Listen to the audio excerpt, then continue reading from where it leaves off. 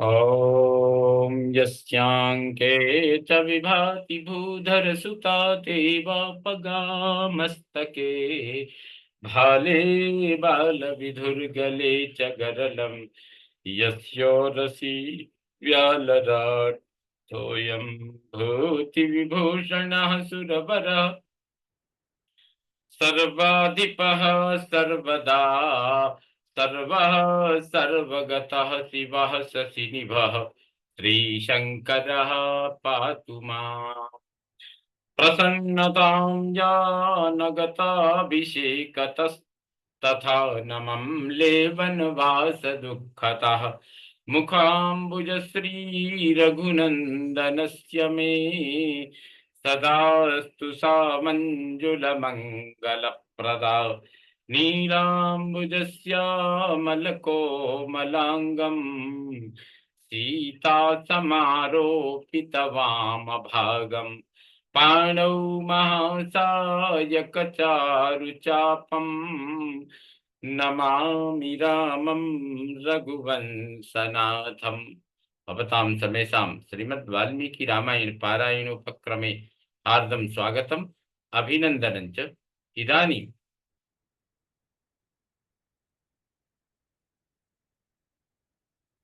उत्तरकाण्डस्य द्वाविंशः सर्गः आरभ्यते। इस सर्ग में श्री राम का लक्ष्मण को समझाते हुए अपने वनवास में दैव को ही कारण बताना और अभिषेक की सामग्री को हटा लेने का आदेश देना।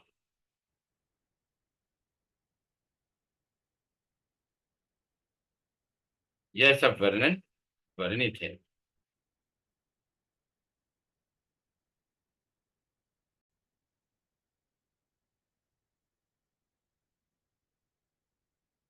अथ तं व्यथया दीनं सविशेषममर्षितम् सरोषमिव नागेन्द्रम् रोषविस्फारिते क्षणम् आसाद्य रामः सौमित्रिं सुहृदं भ्रातरं प्रियम् उवाचेदं सधैर्येण धारयन् सत्वमात्मवान्। श्री राम के राज्याभिषेक में विघ्न पड़ने के कारण सुमित्रा कुमार लक्ष्मण मानसिक व्यथा में बहुत दुखी थे। मानसिक व्यथा से बहुत दुखी थे। उनके मन में विशेष अमर्ष भरा हुआ था। वे रोष से भरे हुए गजराज की भांति क्रोध से आंखें फाड़ फाड़ कर देख रहे थे।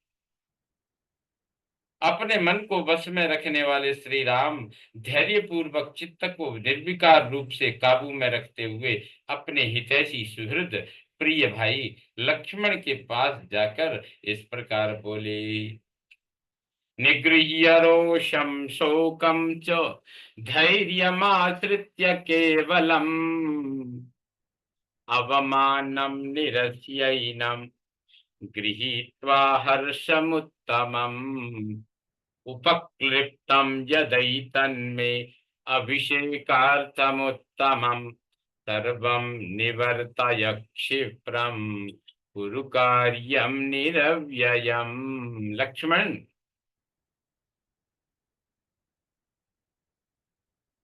लक्ष्मण केवल धैर्य का आश्रय लेकर अपने मन के क्रोध को और शोक को दूर करो।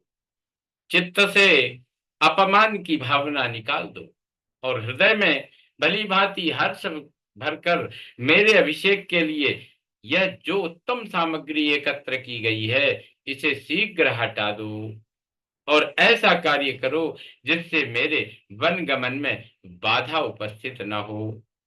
सौमित्रेयोऽभिषेकार्थे मम संभार संभ्रमः अभिषेक निवृत्त्यर्थे तोस्तु संभार संभ्रमः।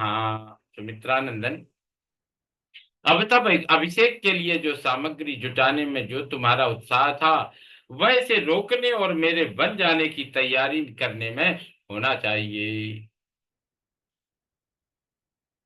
यस्य मदभिषेकार्थे मानसं परितप्यते माता न सा यथा न स्यात् सविशंका तथा कुरु। मेरे अभिषेक के कारण जिसके चित्त में संताप हो रहा है, उस हमारी माता कैकेयी को जिससे किसी तरह की शंका न रह जाए, वही काम करो।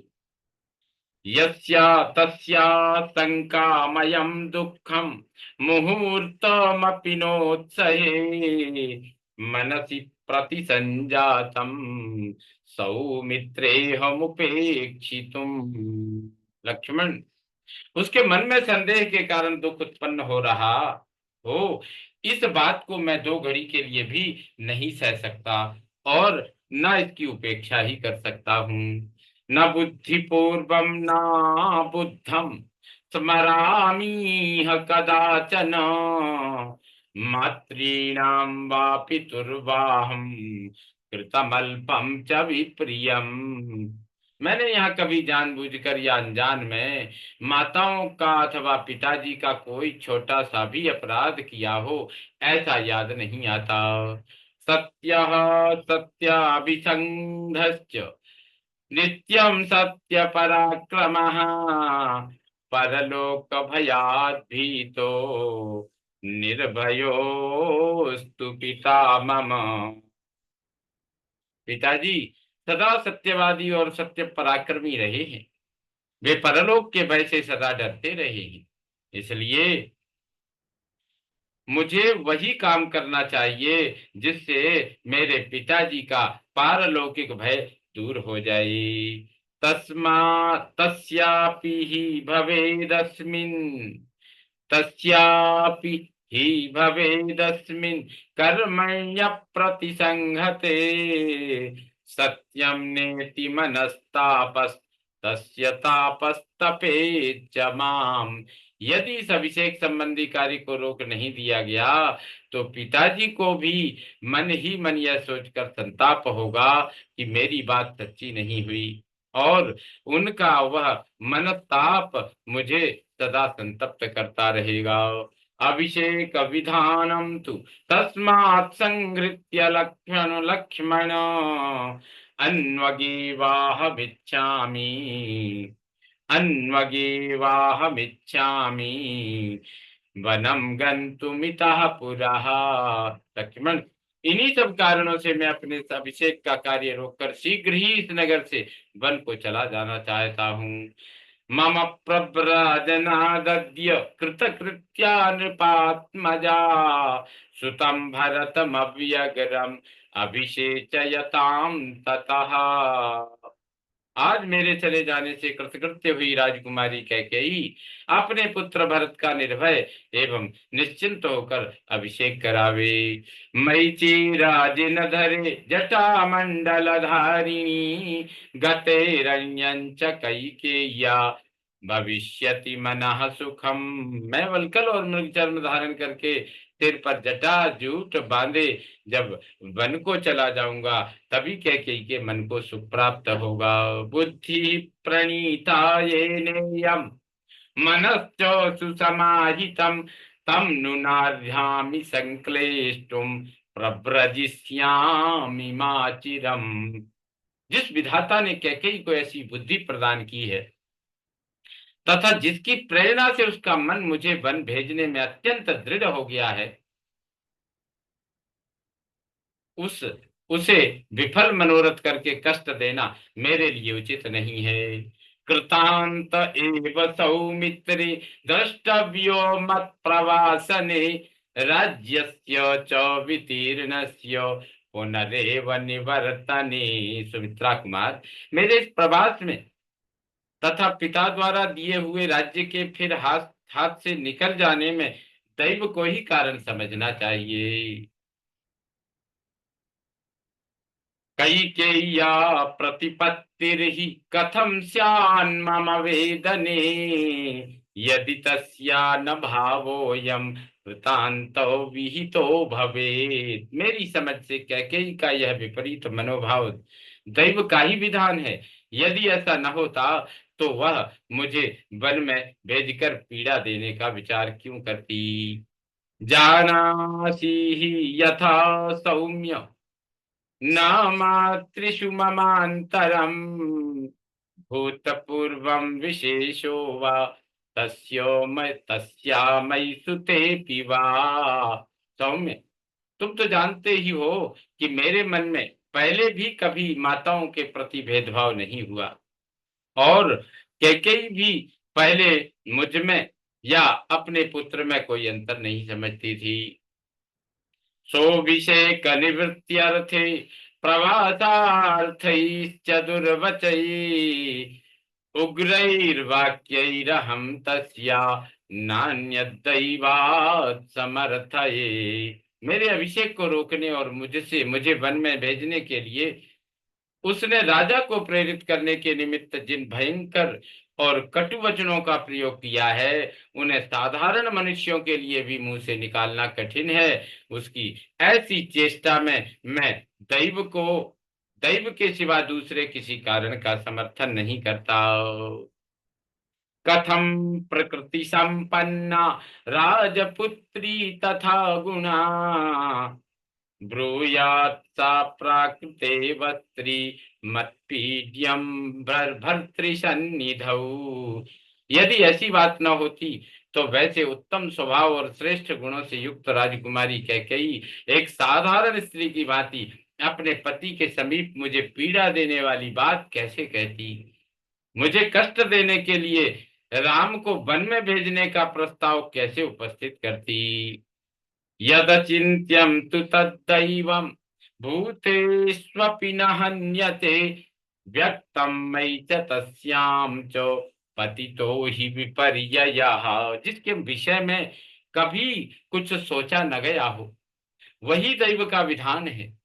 प्राणियों में अथवा उसके अधिष्ठाता देवताओं में भी कोई ऐसा नहीं है जो उस दैव के विधान को मेट सके। अतः निश्चय ही उसी की प्रेरणा से मुझ में और कैकेयी में यह भारी उलटफेर हुआ है। मेरे हाथ में आया हुआ राज्य चला गया और कैकेयी की बुद्धि बदल गई।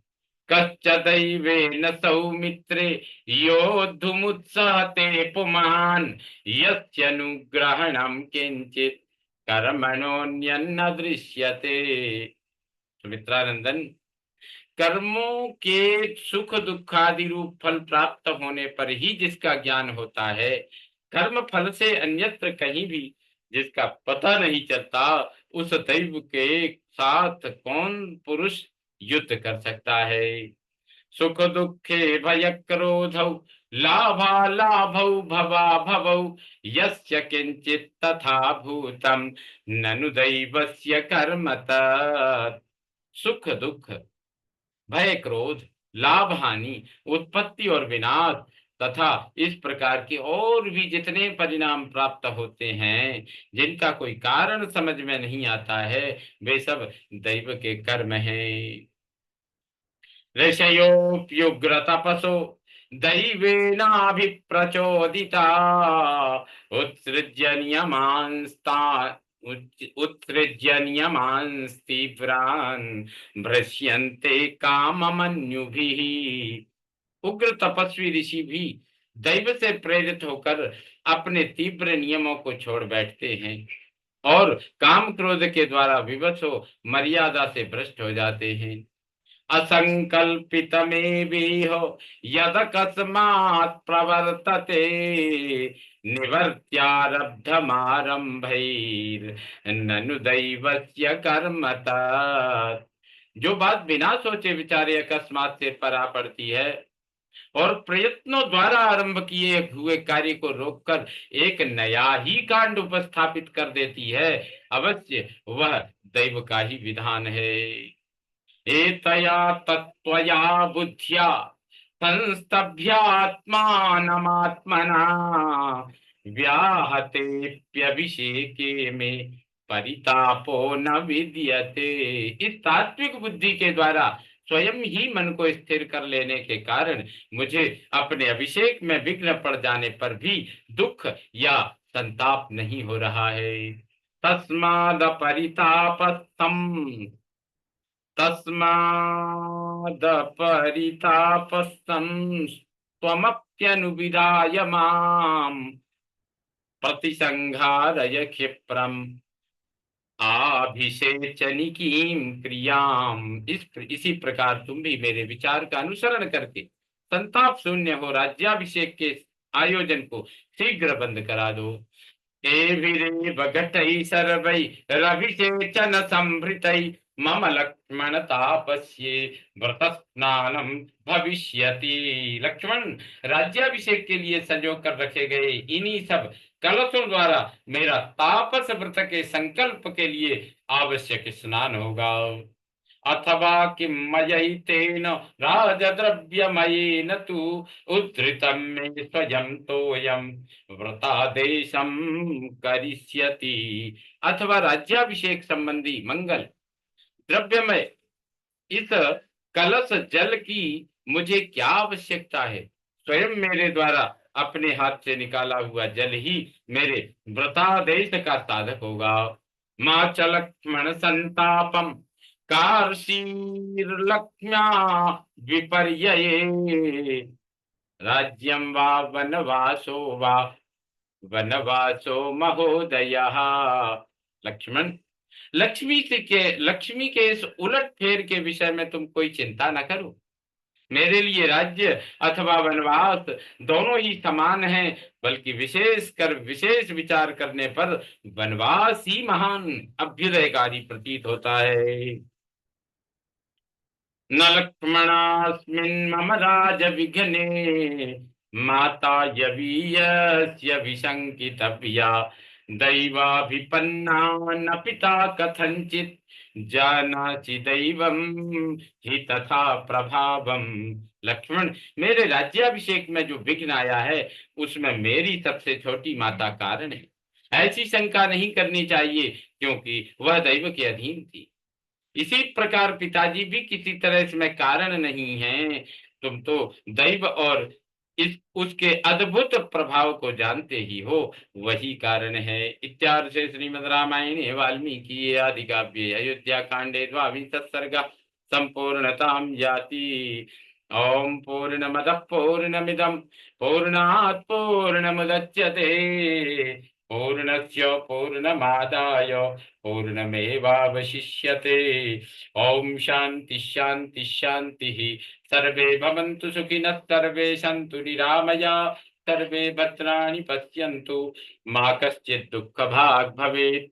ओम शांति शांति शांति। श्रीरामचन्द्रो विजयते तदाम्।